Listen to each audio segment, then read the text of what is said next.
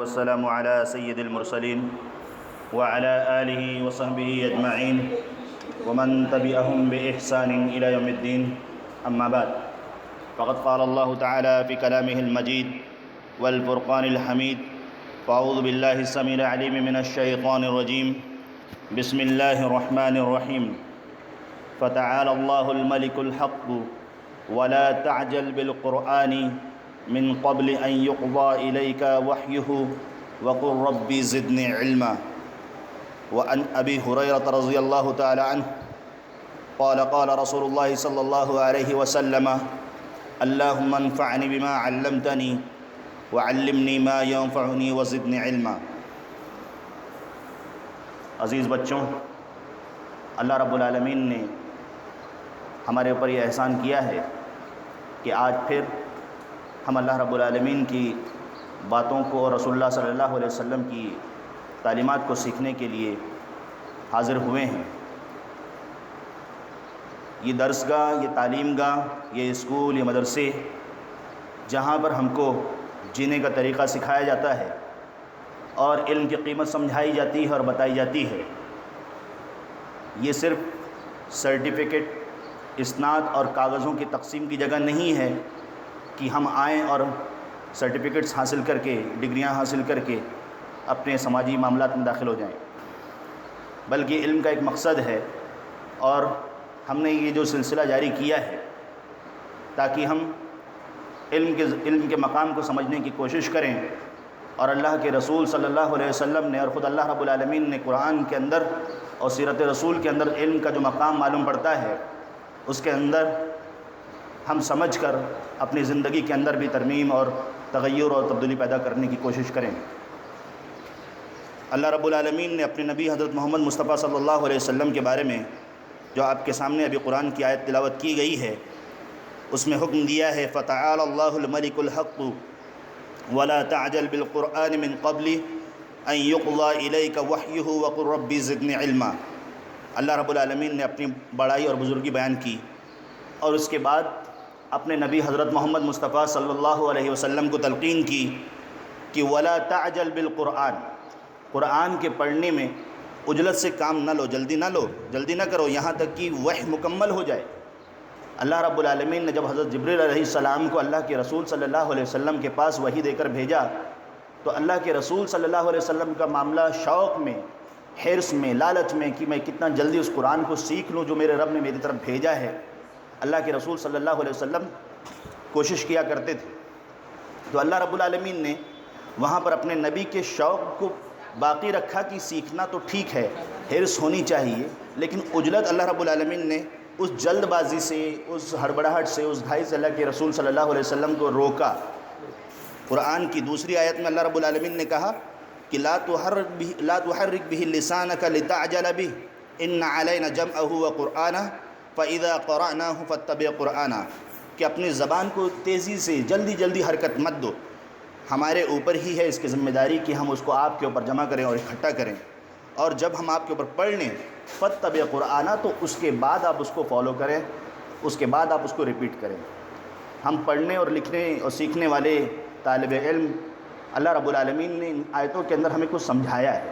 ہمیں چاہیے کہ ہم وہ سیکھیں، سمجھیں کہ اللہ رب العالمین نے کلاس کی، ٹیچرز کی، اسٹوڈنٹس کی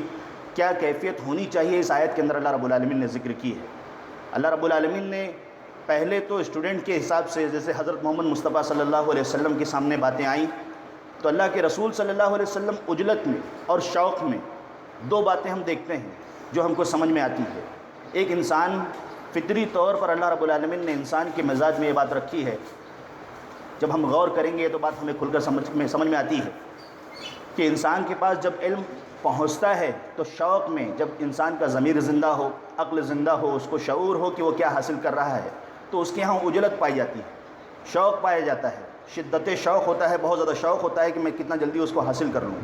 لیکن اس میں نقصان یہ ہے کہ انسان جلد بازی میں کچھ چیزیں مس کر سکتا ہے، کوئی چیز وہ حاصل نہیں کر سکتا، یا پھر وہ سکھانے والے سے عجلت میں، تیزی میں آگے بڑھنے کی کوشش کرتا ہے. تو اللہ رب العالمین نے وہاں پر تسلی دی اور ایک تربیت کا معاملہ ہم دیکھتے ہیں کہ اللہ رب العالمین نے اس عجلت کے معاملے کو ختم کر دیا اور اس کے بعد سمجھایا کہ شوق باقی رہے، شوق ہونا چاہیے، لیکن اس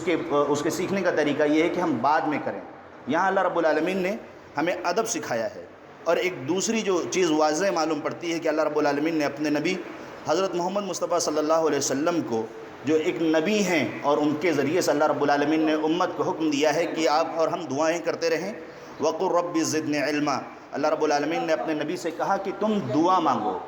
زیادہ اللہ رب العالمین سے علم کے اضافے کی دعا مانگو۔ تو ان آیتوں میں ہم اگر غور کریں تو کچھ نکات ہمیں سمجھ میں آتی ہیں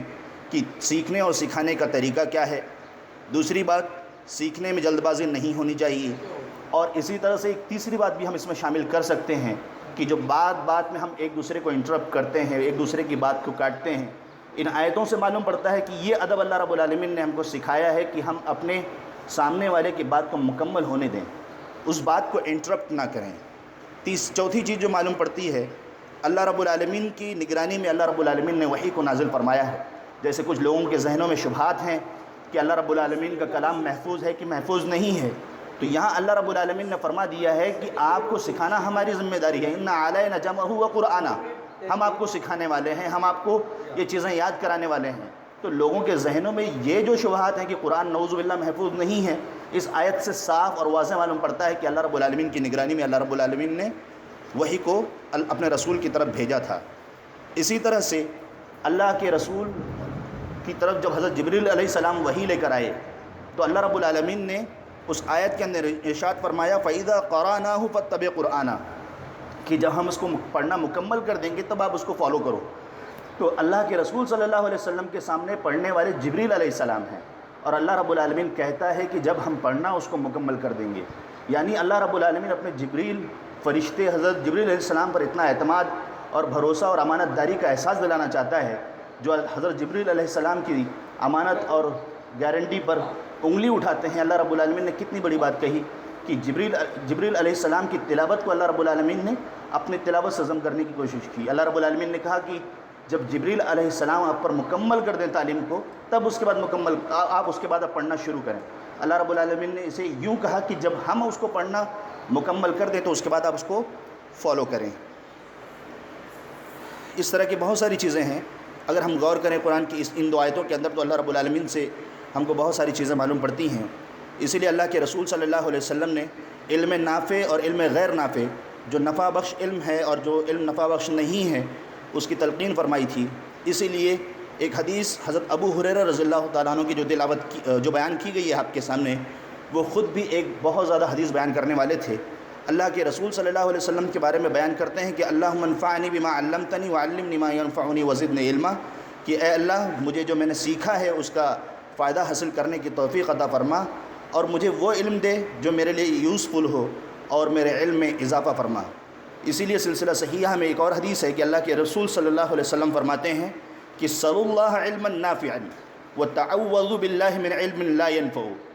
کہ اللہ رب العالمین سے علم نافع مانگو، نفع بخش علم مانگو، یوزفل علم مانگو، اور اس علم سے پناہ مانگو جو یوزفل نہ ہو۔ اللہم انی اسألک علما نافعا ورزقا طیبا وعملا متقبلا۔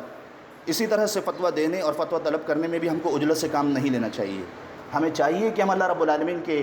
اس حکم کو اور رسول اللہ صلی اللہ علیہ وسلم کی اس تعلیم کو اپنی روزمرہ کی زندگی میں شامل کرنے کی کوشش کریں، کہ زیادہ سے زیادہ اللہ رب العالمین سے علم نافع کے لیے دعائیں کریں کہ اللہ ہم کو نفع بخش علم عطا فرمائے، اور اسی طرح سے ہم اس علم جو یوزفل نہیں ہے اللہ رب العالمین سے دعا کریں کہ اللہ رب العالمین ہمیں اس علم سے جو یوزفل نہیں ہے اس سے دور رکھے، جیسا کہ اللہ کے رسول صلی اللہ علیہ وسلم دعا مانگا کرتے تھے، اللہم انی اعوذ بک من علم لا ینفع، اے اللہ اس علم کو مجھ سے دور کر دے جو میرے لیے یوزفل نہیں ہے۔ اللہ رب العالمین سے دعا ہے کہ وہ ہمارے ان دعاؤں کو قبول کرے اور ہمیں یوزفل جو نالج ہے اسے حاصل کرنے کی توفیق عطا فرمائے، اور جو علم ہمارے لیے نقصان دہ ہے اس سے ہمیں محفوظ رکھے، اس کی قیمت کو سمجھنے کی توفیق عطا فرمائے۔ آمین۔ وآخر دعوانا ان الحمد للہ رب العالمین، والسلام علیکم ورحمۃ اللہ وبرکاتہ۔